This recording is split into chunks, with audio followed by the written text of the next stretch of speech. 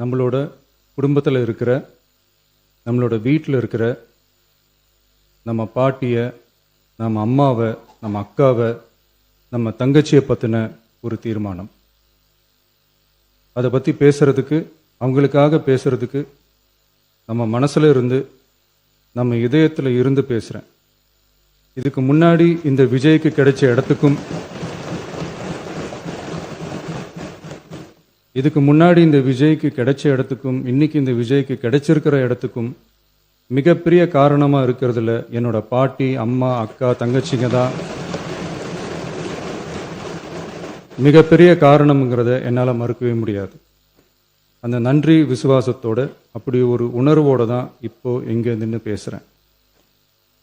பெருசாக பணம் இருந்துட்டா ஒரு வீட்டுக்கோ, பெரிய பொருளாதாரம் இருந்துட்டா ஒரு நாட்டுக்கோ பெரிய பேர் வந்துடும்னு சில பேர் நினைக்கலாம்.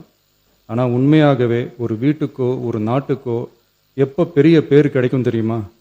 அந்த வீட்டு பெண்கள் தனிப்பட்ட முறையில் சமூகத்தில் உயர்ந்தாதான் பெரிய பேர் ஒட்டுமொத்த சமூகத்துக்கே கிடைக்கும்.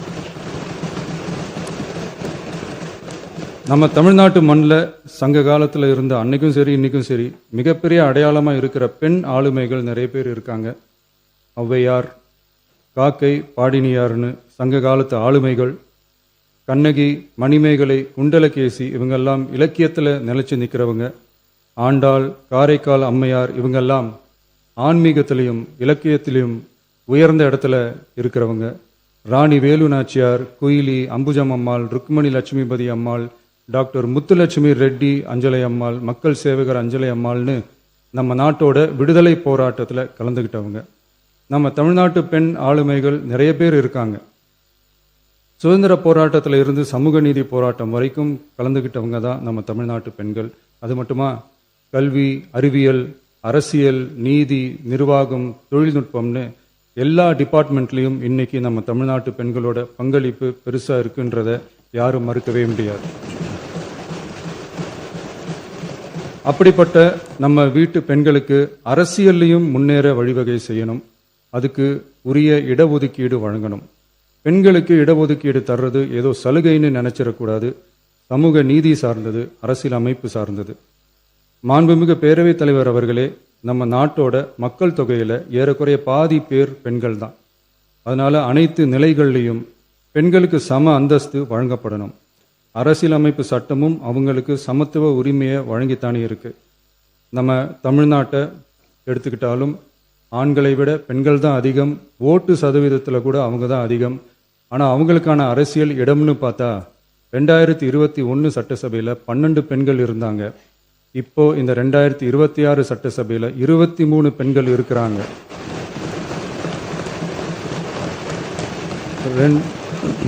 ரெண்டு மடங்கு ஆகி இருக்கு. ஆனாலும் சதவீத கணக்குப்படி பெருசாக உயரலை. மாண்புமிகு பேரவைத் தலைவர் அவர்களே, ஒன்றிய அரசு 2023ஆம் ஆண்டு மக்களவை, அனைத்து மாநில சட்டமன்றங்கள் மற்றும் டெல்லி யூனியன் பிரதேச சட்டமன்றத்தில் பெண்களுக்கென 1/3 பங்கு தொகுதி ஒதுக்கீட்டை கட்டாயமாக்கி 106வது அரசியல் சாசன திருத்த சட்டத்தினை 2023 செப்டம்பர் 28 நிறைவேற்றி 2026 ஏப்ரல் 16 முதல் நடைமுறைக்கு வந்துள்ளது. இருப்பினும் மேற்படி தொகுதி ஒதுக்கீடானது மக்கள் தொகை கணக்கெடுப்பு மற்றும் அதை தொடர்ந்து நடக்கும் தொகுதி மறுவரையறை பணிகளுக்கு பிறகுதான் முழுமையாக நடைமுறைக்கு வரும் என்று தெரிவிக்கப்பட்டுள்ளது. மேலும் ஒன்றிய அரசு 2026ஆம் ஆண்டு 131வது அரசியல் சாசன திருத்த சட்ட மசோதாவையும் 2026ஆம் ஆண்டு தொகுதி மறுவரையறை சட்ட மசோதாவையும் தாக்கல் செய்து 2026 ஏப்ரல் 17 3/2 பங்கு உறுப்பினர்களில் ஆதரவு இல்லாமல் மசோதா நிறைவேறவில்லை. அவ்வாறு மக்கள் தொகை கணக்கெடுப்பு மற்றும் தொகுதி மறுசீரமைப்புடன் பெண்களுக்கான தொகுதி ஒதுக்கீட்டை இணைப்பதால் அதனை நடைமுறைப்படுத்த மேலும் பல ஆண்டுகள் காலதாமதம் ஆகலாம். மாண்புமிகு பேரவைத் தலைவர் அவர்களே, நாடாளுமன்றம் மற்றும் மாநில சட்டமன்றங்களில் மகளிருக்கென 1/3 பங்கு தொகுதி ஒதுக்கீட்டு செய்து சட்டம் நிறைவேற்றப்பட்டிருந்த போதிலும் அதனை நடைமுறைப்படுத்துவதில் ஏற்படும் கால தாமதத்தினால் அச்சட்டம் நிறைவேற்றப்பட்டதன் நோக்கம் நிறைவேறாமல் காலம் தாழ்த்தப்படும் சூழ்நிலை உருவாகியுள்ளது. இது பெண்களின் அரசியல் உரிமையை மறுக்கும் செயலாகும். எனவே மகளிருக்கான தொகுதி ஒதுக்கீட்டை மக்கள் தொகை கணக்கெடுப்பு மற்றும் தொகுதி மறுவரையுடன் இணைத்து அதனை ஒத்திவைக்க கூடாது. மேற்படி தொகுதி ஒதுக்கீட்டை விரைந்து நடைமுறைப்படுத்துவதற்கு உரிய நடவடிக்கைகள் எடுக்கப்பட வேண்டும் என தமிழ்நாடு அரசு ஒன்றிய அரசை வலியுறுத்துகிறது. மாண்புமிகு பேரவைத் தலைவர் அவர்களே, நம்ம டிவிகே அரசு பெண்களுக்கான அரசியல் அதிகாரம் வழங்குறதுல முன்னோடி மாநில அரசா தான் இருக்கு. 4 பெண் அமைச்சர்கள் இருக்கிறாங்க. பெண்கள் பாதுகாப்புக்கு சிங்கப்பெண் சிறப்பு அதிரடிப்படை இருக்கு. பெண்களுக்கான பாதுகாப்புல, பெண்களுக்கான இம்பார்ட்டன்ஸ்ல டிவிகே அரசு ரொம்ப கவனமா தான் இருக்கு. இனியும் அப்படிதான் இருக்கும். உள்ளாட்சியில பெண்களுக்கு 50% இடஒதுக்கீடு கொடுத்ததும் இன்னைக்கு ஆயிரக்கணக்கான பெண்கள் மக்கள் பிரதிநிதிகளா மாறி இருக்காங்க. அவங்களோட தலைமை பண்பும் ப்ரூவ் ஆகி இருக்கு. அதே மாதிரி பெண்களோட வெற்றியை சட்டமன்றத்திலையும் பார்லிமெண்ட்லையும் எக்ஸ்டெண்ட் பண்ண வேண்டிய நேரம் வந்துருச்சு. மாண்புமிகு பேரவைத் தலைவர் அவர்களே, இன்று இந்த பேரவையின் வாயிலாக பெண்களுக்கான 33% இடஒதுக்கீட்டை இனியும் தாமதிக்காமல் நடைமுறைப்படுத்த வேண்டும் என்று ஒன்றிய அரசை வலியுறுத்துகிறோம். இது பெண்களுக்கான சலுகை இல்லை, இது அவர்களுடைய ஜனநாயக உரிமை. இது ஒருவருக்கான வெற்றி அல்ல, இது இந்திய ஜனநாயகத்தின் வெற்றி. ஒரு பெண் அதிகாரம் பெறும்போது ஒரு குடும்பம் உயர்கிறது. ஆயிரக்கணக்கான பெண்கள் அதிகாரம் பெறும்போது ஒரு நாடே உயர்கிறது. மக்கள் தொகை கணக்கெடுப்பு மற்றும் தொகுதி மறுசீரமைப்புடன் பெண்களுக்கான தொகுதி ஒதுக்கீட்டை இணைப்பதால் ஏற்படும் காலதாமதத்தின் காரணமாக பெண்களுக்கான தொகுதி ஒதுக்கீட்டை ஒத்திவைக்க கூடாது என்றும் அதை விரைவாக அமல்படுத்த தகுந்த அரசியலமைப்பு மற்றும் சட்டப்பூர்வ நடவடிக்கைகள் எடுக்கப்பட வேண்டும் என்றும் தமிழ்நாடு அரசு ஒன்றிய அரசை வலியுறுத்துகிறது.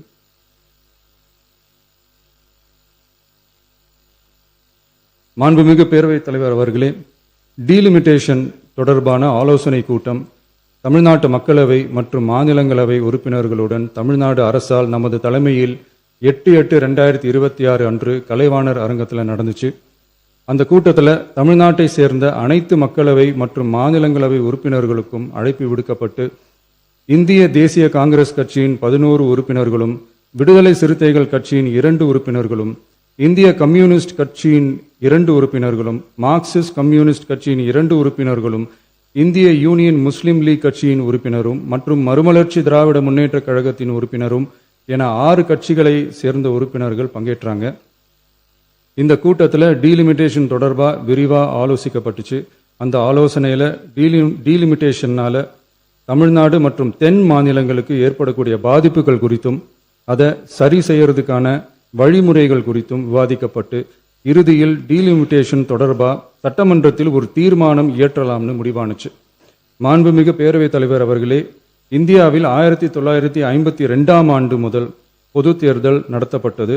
அது தொடர்ந்து ஒவ்வொரு 10 ஆண்டுகளுக்கு ஒரு முறை நடத்தப்படுற சென்சஸ் டீட்டெயில்ஸ் படி மக்களவை மற்றும் சட்டப்பேரவை தொகுதிகளின் எண்ணிக்கையை மறுசீரமைப்பு செஞ்சு 1976 வரை தேர்தல்கள் நடத்தப்பட்டது.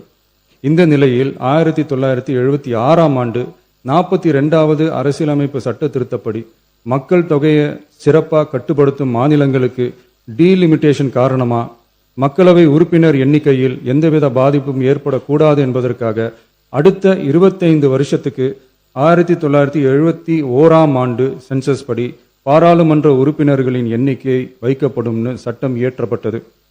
அதை தொடர்ந்து அதே நிலையை முன்னிறுத்தி 84வது மற்றும் 87வது அரசியலமைப்பு சட்ட திருத்தம் 1971 சென்சஸ் படி மக்களவை தொகுதிகள் நிலைநிறுத்தப்பட்டன. இந்த திருத்தங்களோட நோக்கமே மக்கள் தொகை கட்டுப்பாட்டை செயல்படுத்திய மாநிலங்களின் உரிமைகளை பாதுகாக்கிறது தான்.